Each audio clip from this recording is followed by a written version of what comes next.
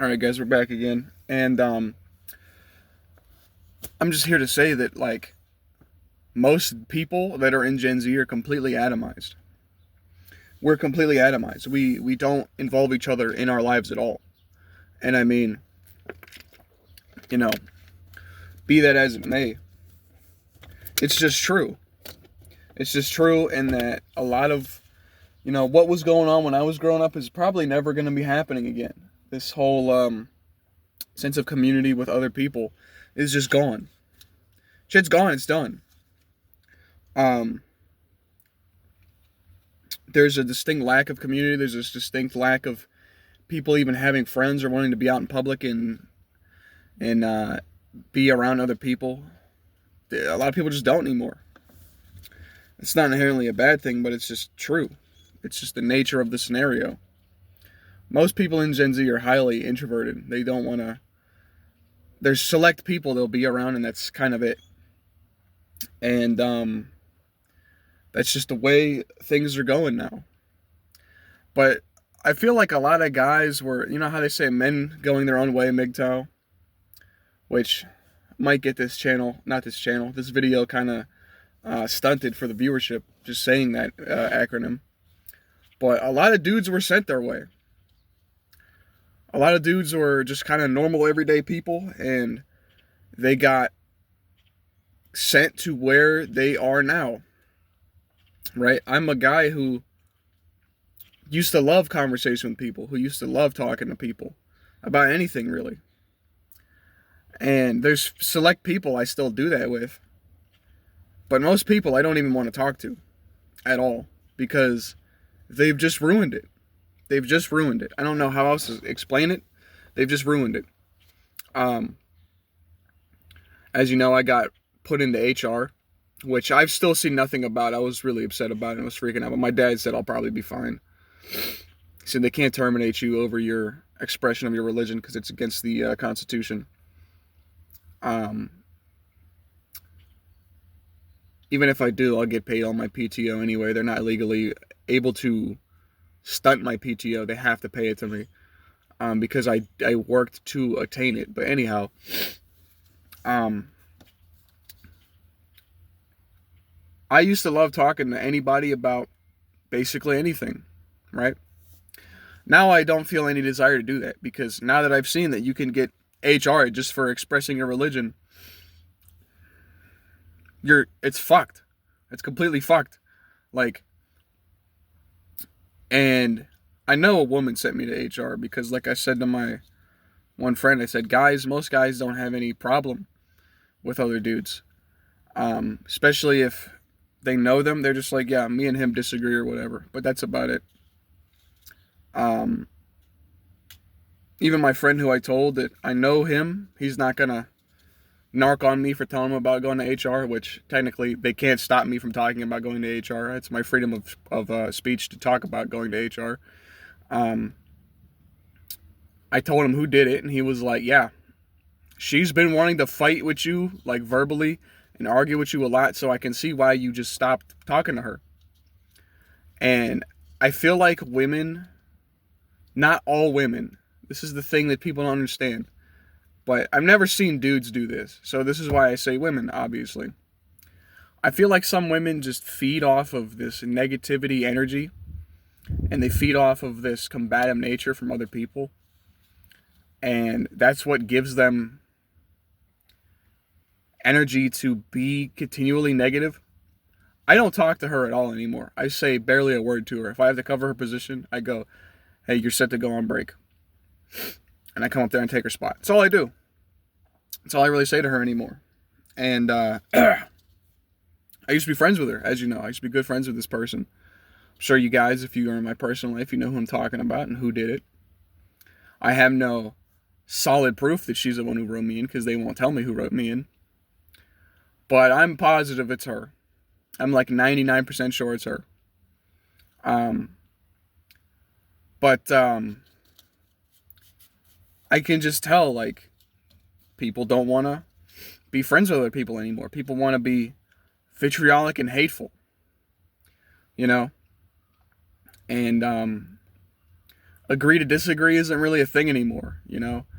We just have to call you into HR because we believe your worldview is problematic. I'm done. I'm fucking done. Thanks. You've ruined it for me. A lot of people have ruined things for me in general. When I was telling my buddy what was happening and how a friend, ex-friend, put me into HR, he was like, man, that sucks so bad. I'm so sorry, man. And I said, you know what? At this point, I'm used to it. I'm used to getting stabbed in the fucking back by like every and anybody. And that's why I let so few people into my circle.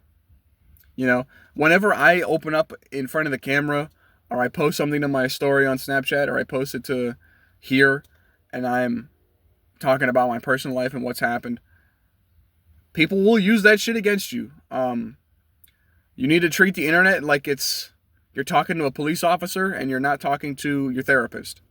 Because this isn't therapy. People will take what you do on here and use it against you.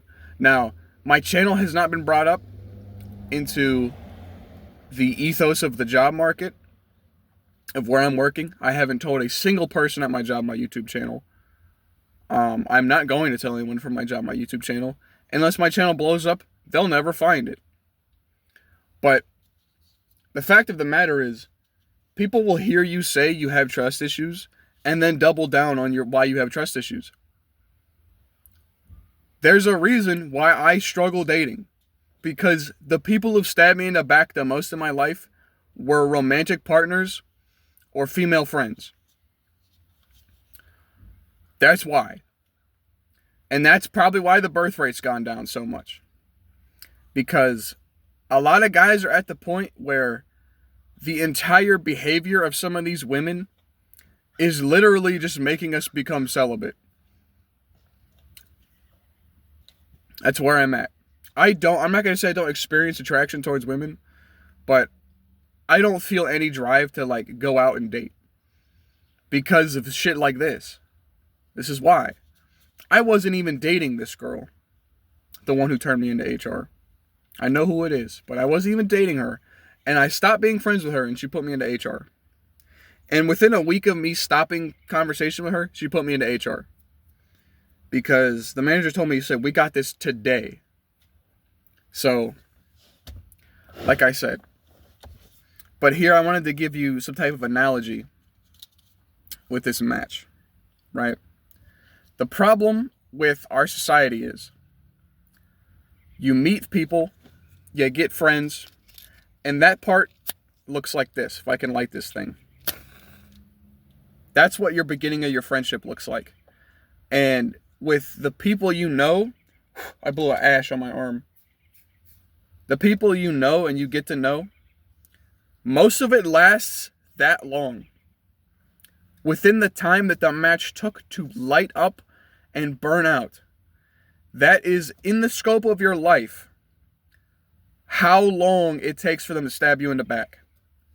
You've known that person for a couple months, guess what? Now you don't know them anymore. I started talking to her and her sister and the other friends in that group at the beginning of this year. Either late December, early January. Because I told them about a week after, or 2 weeks after, whatever it was, my mother had passed away. That was the first time we hung out. This girl knows my mother passed away. And this is something I think about every single day. The passing of my mother.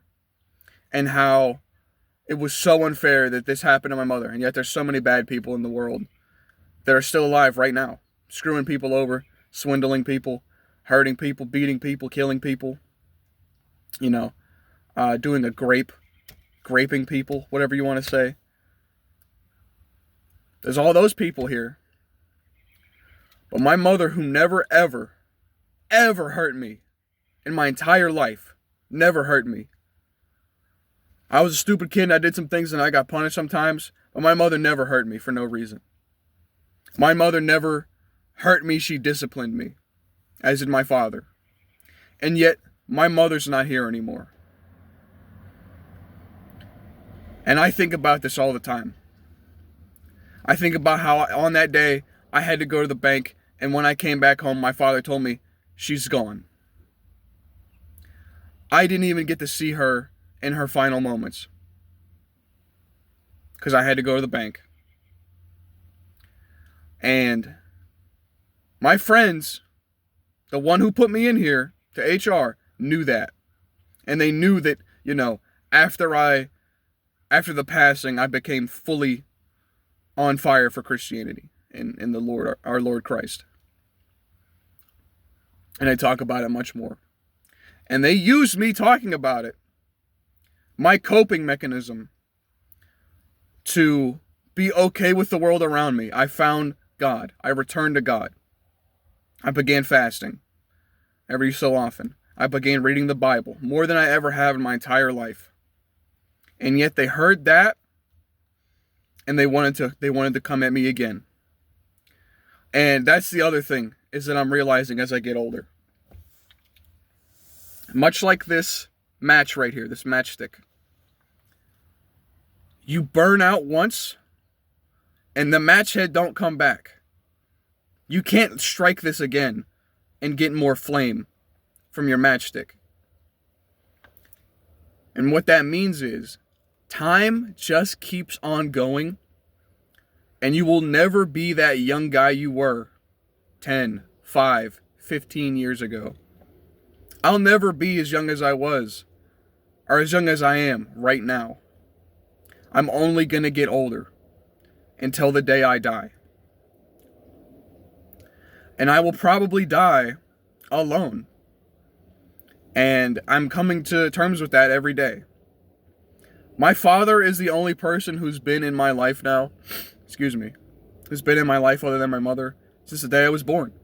Everyone else kind of faded away. I have relatives who screwed over my mother, and I don't talk to them anymore because they screwed over my mother while she was ill with her terminal cancer to a point, but guess it became terminal. And I have family members who also passed away. My grandmother passed away from cancer. Both of them, on both sides, passed away from cancer. My granddad passed away before I was born on my mom's side. My granddad passed away during COVID on my dad's side. My dad had to watch his father die. All these tragedies and shit. And the world keeps spinning. The world just keeps on spinning. Time keeps on ticking, And, you really need to find out your purpose and what God has for you and what you need to do to make this place better. Because the problem is, at the end of the day, us in Gen Z, as much as I don't get along with some of us, we are the future of the country, of the world.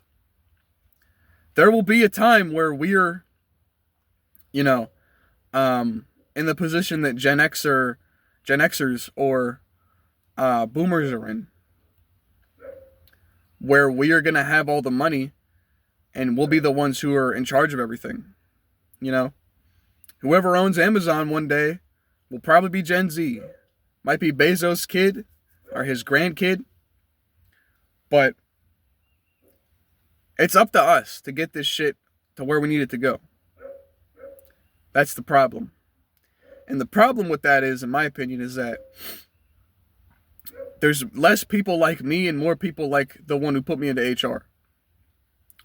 Less people who are unwilling to... There are more people who are unwilling to say, you know what, I respect your worldview and I just don't agree with it. I understand, though. There are less people like that and more people who are like, oh, you're an enemy of mine. I don't believe I have enemies. There are enemies to God. There are enemies to, the Constitution in our nation here. But I don't believe in having personal enemies. You know why? Because if you start a fire when there's already a fire, you just get more fire. And it all starts burning. That's the problem. And that's just the problem here. So nobody can seem to get along. I know that was, for me anyway, that was a long pause off camera. So maybe I forgot what I was talking about. But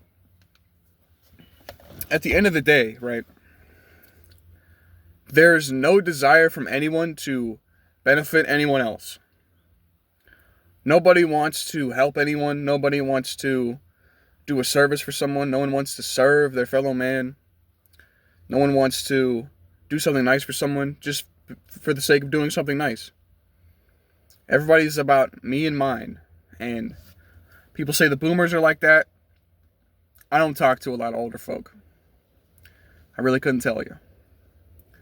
But what I can tell you is, at the end of the day, you need to find your people. You need to find out who your friends really are and who you really need to be looking out for and who's really got your back and who's in your corner. Because for me anyway, it's always been a very short list. For most people also, you might think your list is big. It's probably not. The amount of people who are actually here rooting for you when it comes down to it, and if it comes to, if they can really be your friend or not, a lot of them are not going to be your friend, So that's my advice to you watching this video. Find out who is really with you and who's really your friend and who's really got your back when it's time that you need help. Because most people, it's easier for them to put a knife in your back than to tap you on the shoulder and go, hey, I got you. That's all I have to say. Thanks for watching.